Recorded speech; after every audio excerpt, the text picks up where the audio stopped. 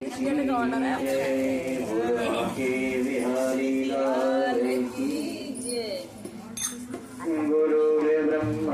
गुरुर्विष्णु गुरुर्देवो महेश्वरा गुरुर्साक्षात् परब्रह्म तस्मै श्री गुरवे नमः। गजाननं भूतगणाधिसेवितं कपितजम्बूफलचारुभक्षणम् उमासुतं शोकविनाशकारिकं नमामि विघ्नेश्वरपादिपङ्कजम्। कर्पूरगौरं करुणावतारं संसारसारं भुजगेन्द्रहारं सदा वसन्तं हृदयारविन्दे भवं भवानी सहितं नमामि। बोल सच्चिदानंद भगवान की, बोल व्यास जी महाराज की।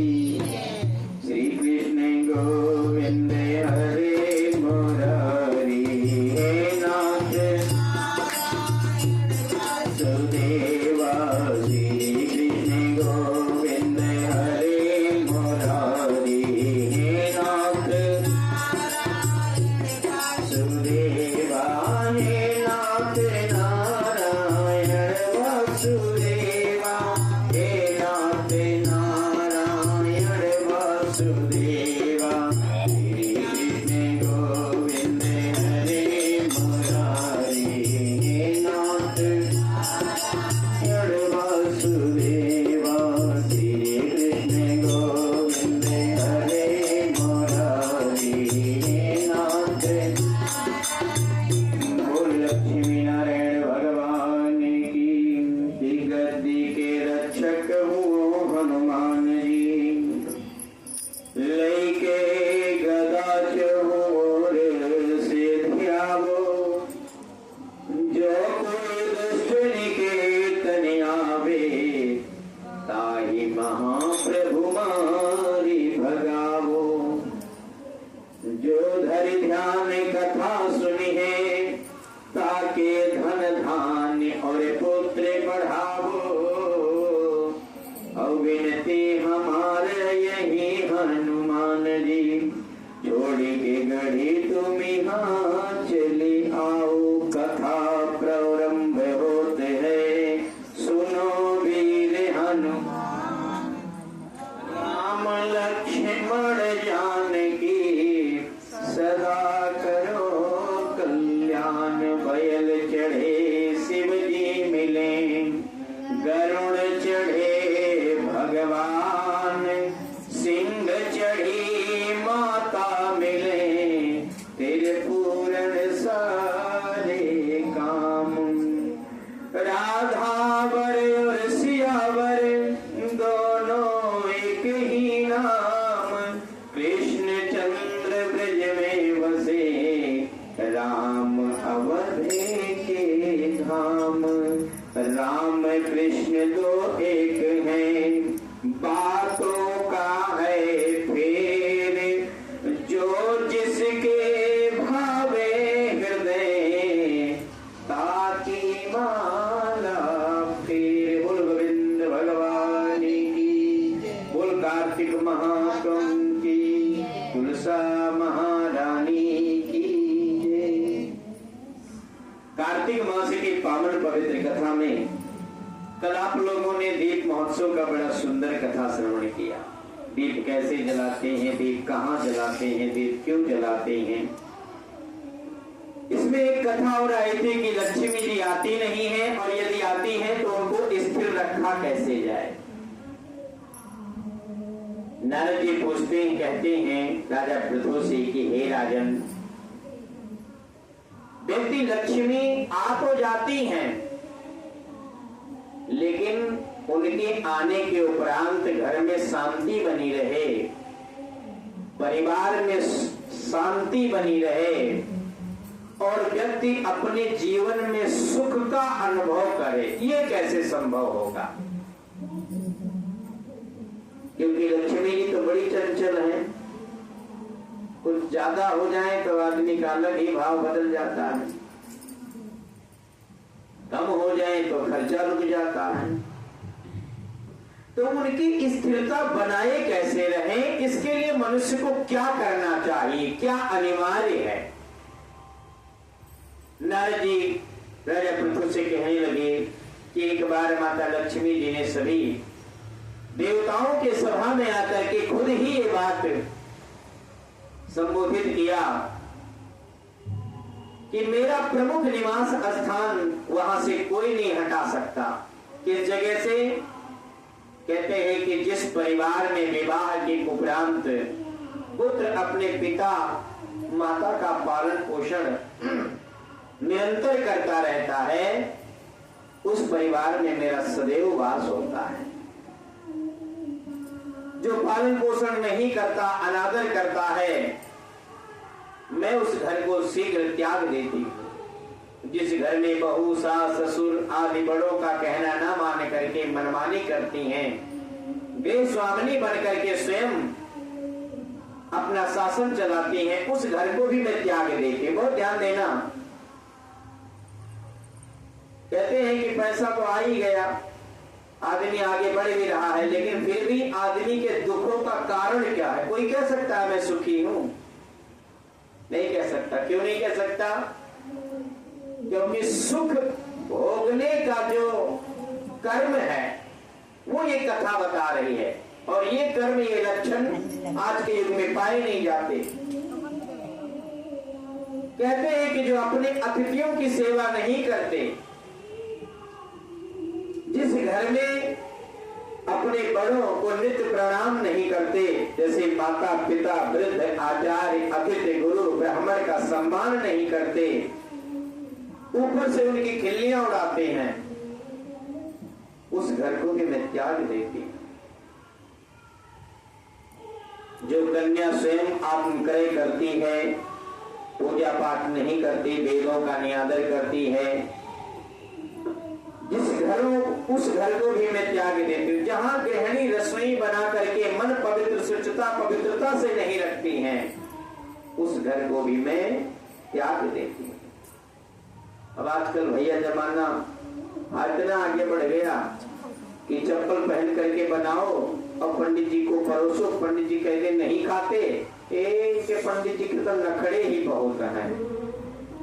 सोचो बात कि तुम अपने मनमानी रसोई में जो मर्जी कहना पका रही हो, खा रही हो, चप्पल पहन, जूता पहन, और जब पूछा जाता है जो पंडित जी तो चप्पल रसोई वाला है। सोचो बात। और यदि किसी ब्राह्मण ने मना कर दिया खाने से आपकी पवित्रता को देख करके, तो ये नहीं सोचोगे कि हमारे कर्म नहीं है खिलाने लायक। एक बार भी मन में भाव नहीं आया, क्या आएगा? पंडित लोग तो बड़े नखड़े हो गए हैं, कहाँ खाना खाते हैं, तो पैसा चाहिए। सोचो बात। तो ऐसा भाव कभी भी अपने जीवन में नहीं लाना चाहिए। माता शबरी कहाँ थी, कैसे थी? प्रभु ने उनके हाथ से जब वैर स्वीकार कर लिया तो हम ब्राह्मण कौन हैं? बस फर्क इतना है कि आप माता शबरी की तरह खिलाते हो कि दुर्योधन की तरह खिलाते हो। बोल गोविंद भगवान की। कहते हैं कि और सुनो, जिस घर में सूर्य उदय के पहले लोग उठते नहीं हैं, सूर्योदय के पहले उठ जाना चाहिए। अगर 6 बजे सूर्य निकल रहा है तो हर हाल में 6 बजे के पहले उठ जाना चाहिए। वैसे तो ब्रह्म बेला बताया गया है, लेकिन यदि नहीं कोई लेट सो रहा हो मान लो, तो भी उसे 6 साढ़े 6 तक लास्ट, यानी उसको जो अर्घ देने का जो समय है वो 8 बजे के पहले अर्घ उसे दे देना चाहिए। अर्घ क्या है? जो पहला जल सूर्य नारायण को दिया जाता है। कहते हैं कि जिस घर में चतुरता सरलता उत्साह सराहनीय परम सुरभि क्षमा सत्य दान व्रत नियम पवित्रता नर्मता और कोमल वाणी उदम तथा मित्रों के साथ जो धोखा नहीं करते हैं, उनके घर में मेरा निरंतर वास होता है। जहां ये सब नहीं होता वहां मेरी बड़ी बहन जाती है। कौन? नाम है दारिद्रता। कार्तिक की कथा में आगे आएंगे कि माता लक्ष्मी की 2 बहनें थी, तो कौन कौन थी। और जिस परिवार में ज्यादा निद्रा, आलस, अप्रसन्नता, दोष, दृष्टि, अविवेक, असंतोष ये सब भरा रहता है, उस घर को भी मैं त्याग देती हूँ। अच्छा, त्यागने का मतलब ये नहीं हुआ कि आप भिक्षा मांगने लगोगे। बहुत ध्यान देना, आपके घर से सुख शांति और बेचैन, सुख शांति और चैन चला जाएगा। करोड़ों रुपए अलमारी में रखे रह जाएंगे, वो इसे लगाएंगे, रखे रह जाएंगे, लेकिन सुख, शांति, मोह, ममता पता नहीं कहां चला जाएगा। और वो पैसा ये सब चीजें नहीं खरीद सकता। समझ लो, लक्ष्मी आई थी और गई, वो तुम कागज की गड्डी रखे रहो, कोई काम नहीं आने वाली है। जिसके घर में सुख शांति समृद्धि नहीं है, परिवार में मीठी बाणी नहीं है, भाई भाई में प्यार नहीं है, माता पिता का आशीर्वाद नहीं है, वो करोड़ों क्या अरबों का भी मालिक हो तो क्या मायने रखता है उसके लिए। कहते हैं जिस घर में स्त्रियां सब प्रकार के अशुद्धता पवित्रता से रखती हैं, मैं उस घर को भी त्याग देती हूँ। अपने जीवन में निरंतर सुख का अनुभव करने के लिए आपको सदैव सोचते रहना चाहिए कि मेरे अंदर का जो गुण है ये हैवान वाला है या इंसान वाला है। क्योंकि तुम ही ऐसे व्यक्ति हो कि जो तुम्हारे जीवन में तुम ही उसको देख सकते हो कि तुम्हारा भाव, तुम्हारा जन्म, तुम्हें सब कुछ पता है। कोई ऐसा है कि जो कर रहा है उसे ना पता हो।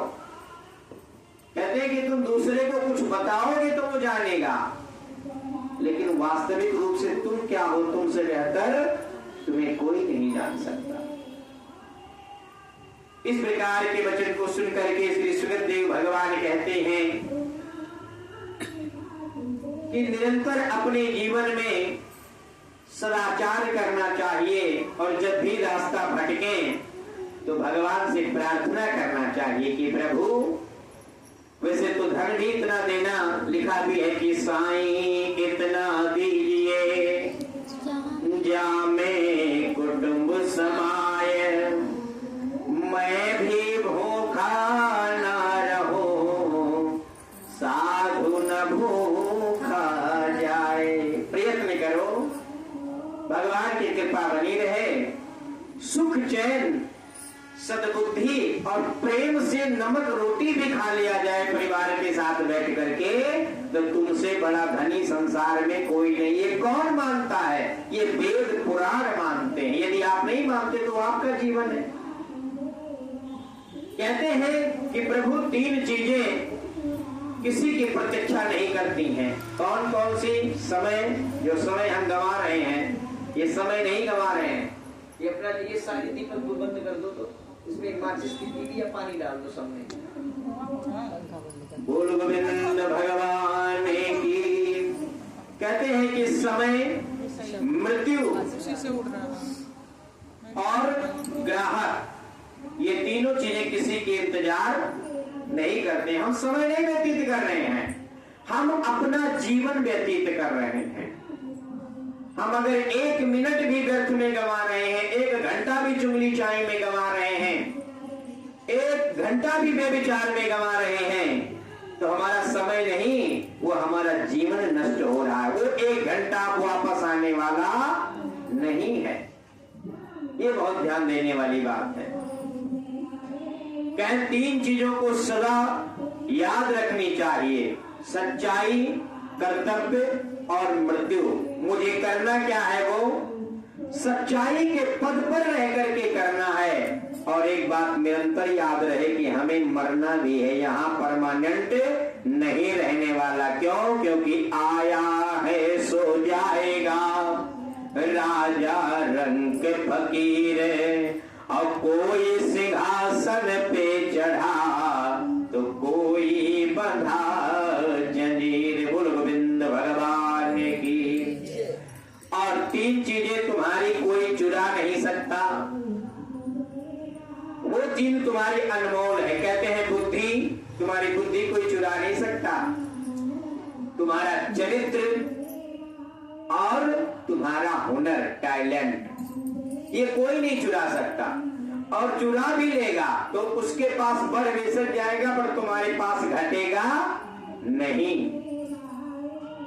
कहते हैं कि 3 चीजें जीवन में सिर्फ एक बार मिलती हैं, उनका सदुपयोग करना चाहिए। कौन कौन से?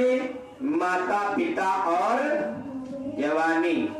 ये तीनों चीजें एक ही बार जीवन में मिलेंगी। जो इनको उठा लिए, पालन पोषण कर लिए, सही उपयोग कर लिए, वो जीवन भर छाती चौड़ा करके जिएंगे। हमने अपने माँ बाप का देखभाल किया है, और जिनकी जवानी में बुद्धि भ्रष्ट हो गई उनको जीवन भर पछताना पड़ता है, क्योंकि माँ बाप परमानेंट किसी के साथ रहने वाले नहीं होते। हमारे गांव में कहा जाता था कि बिकने पर बर्द और मरने पर मर्द की वास्तविक कीमत पता चलती है कि उनकी कीमत क्या थी। तो ये सही बात लिखा है। कहते हैं परंतु 3 चीजें पर्दा के योग होना चाहिए। जो आप कहते हैं माई लाइफ माई चॉइस, कहते हैं कि धन, स्त्री और भोजन, ये तीनों यदि पर्दा के अंदर है तो बहुत अच्छा रहता है। लेकिन आजकल ये बात किसी को हो तो कहते हैं अरे हमारा तो फ्रीडम छीन रहे हैं, हमारी लाइफ हमारा चॉइस, हम मर्जी नंगे घूमे फाटे का, हमारे गांव में कहते थे। तो भैया तुम्हारा जीवन है, जैसा मर्जी करो। कहते हैं कि 3 चीजों की सदा सम्मान करना चाहिए, माता पिता और गुरु का। और एक बात और बताता चलो, गुरु से याद आया,